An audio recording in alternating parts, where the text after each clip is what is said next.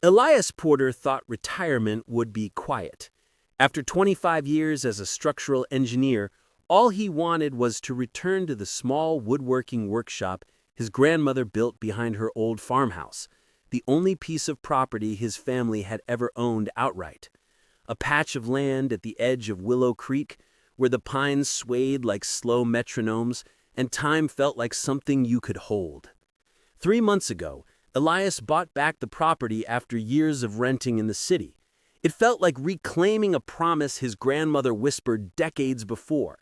As long as that workshop stands, no one can push a Porter off this land again. He believed her, right up until the morning Marla Covington showed up. Marla rolled in like a storm, pretending to be Sunlight. Pastel blue Lexus, oversized sun hat, neon kink blazer, and an HOA badge clipped to her lapel like she'd been sworn into office by the governor himself. She didn't knock. She didn't smile. She simply walked onto Elias's driveway with the precision of a tax audit. Elias was sanding a cedar cabinet when he saw her marching toward the workshop. "Morning," he offered politely. She didn't return it. She lifted a clipboard like a weapon. "You can't operate a commercial manufacturing facility on residential zoning, Mr. Porter," she declared. Elias blinked. "Ma'am, this isn't commercial. This workshop has been here since 1961. Marla peeled a bright red violation sticker and slapped it onto the wooden door his grandmother carved with her own hands. "Unauthorized structure. Immediate correction required. $600 fine." He felt something twist in his chest. "That's mistake number 1, she added, tapping her clipboard. "You'll receive the others by mail." By the end of the week, he did. Improper drainage on a non-regulated facility. Unauthorized exterior lighting. Equipment posing a public safety hazard. Noise disturbance reports on days he wasn't even home. The neighbors who once waved from their porches started pulling their kids inside when he walked by. Some whispered apologies. Others avoided him entirely. A couple even admitted, quietly, that Marla had warned she'd reassess their property values if they spoke to him. But the violations weren't what worried Elias most. It was Marla's eyes. There was purpose in them. Not annoyance or pettiness, but strategy. One night, Elias walked past his grandfather's old drafting desk, now stacked with unopened envelopes. He picked them up and read through every letter, every citation, every date. Something was off. The pattern wasn't random. It was calculated. His grandmother once told him, "Paperwork reveals motive faster than a confession." So Elias dug. He drove to the Willow Creek County Archive, a small brick building that smelled like coffee and lost battles. A clerk named Hallie, who remembered his grandmother fondly, pulled dusty folders from a deep drawer. Elias asked for the original land surveys. Hallie slid a yellowing parchment across the table. And that's when the ground beneath the story shifted. The property line didn't end at the fence behind his workshop. It extended nearly 40 yards into the creek itself. More importantly, the water rights beneath Willow Creek, including the portion running under the entire HOA subdivision, were deeded to the Porter family in 1958. Meaning what? The HOA's entire nature reserve, walking trails, and communal dock technically sat on land that they didn't own. Marla wasn't targeting him because of his workshop. She was targeting him because he threatened the HOA's entire property claim, a claim they built their community budget, fees, and authority on. Elias sat in his truck staring at the deed that proved it all. Wind rattled the pine needles. His pulse hammered like a nail gun. His grandmother was right. Someone wanted his land badly enough to try and push him off it. And Marla wasn't acting alone. That night, Elias documented everything. Every citation, date, fee, neighbor statement, filed complaint, and the irregular financial reports he found buried in HOA annual statements. By midnight, his kitchen table looked like a crime board. And the picture it painted? This wasn't about noise, or woodworking, or community standards. This was a coordinated land acquisition scheme disguised as an HOA enforcement. And Elias Porter had just become their biggest obstacle. As he stared at the pile of evidence, one thought kept circling his mind. If they're willing to lie on paper, what will they do next? He didn't have to wait long to find out, because at 8:13 the next morning, he heard tires screech, and Marla Covington stepped out of her Lexus wearing two men wearing black vests labeled HOA Compliance Patrol. They marched straight toward his workshop.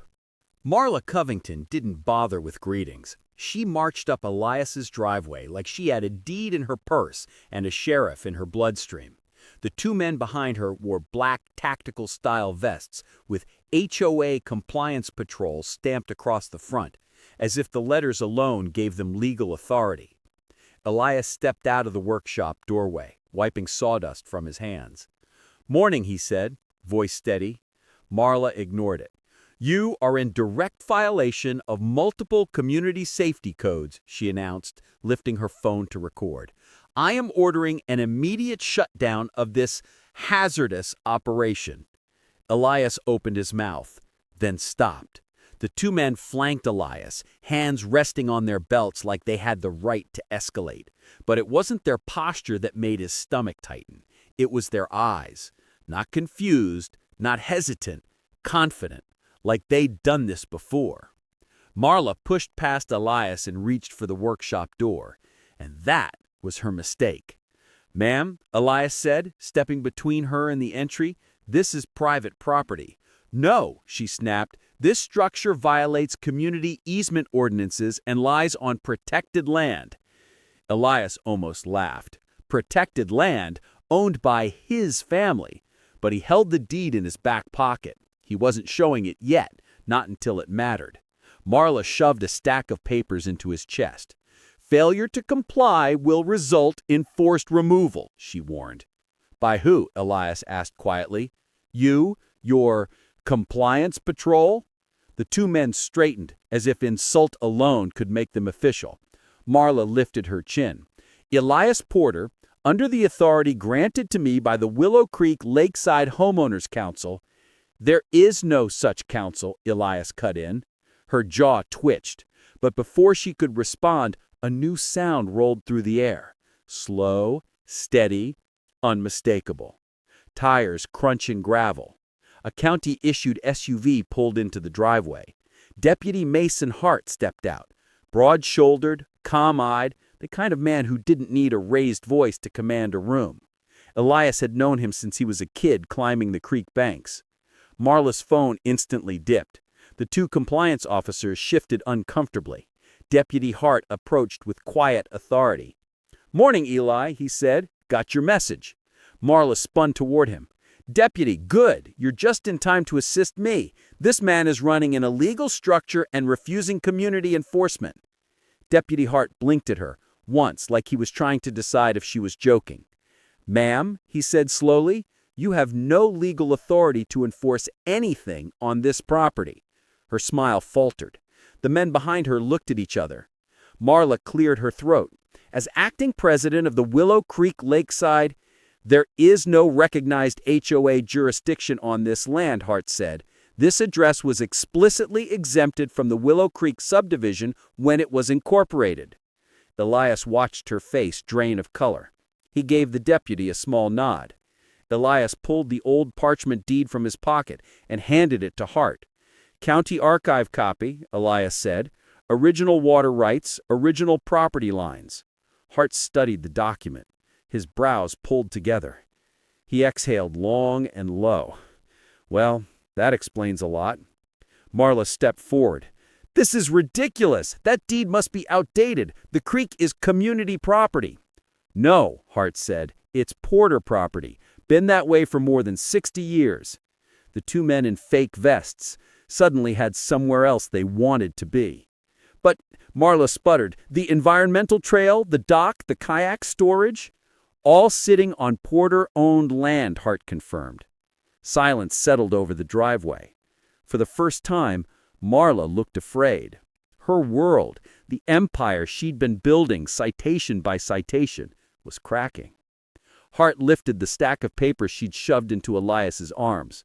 "These aren't legal documents," he said. "These are fabricated notices, fraudulent enforcement, and these men," Hart turned to the two vest-wearing enforcers, "are impersonating officers." We didn't know that," one of them blurted. "She said the HOA had special authority." Hart's voice hardened. "There is no such authority." Both men ripped off their vests immediately.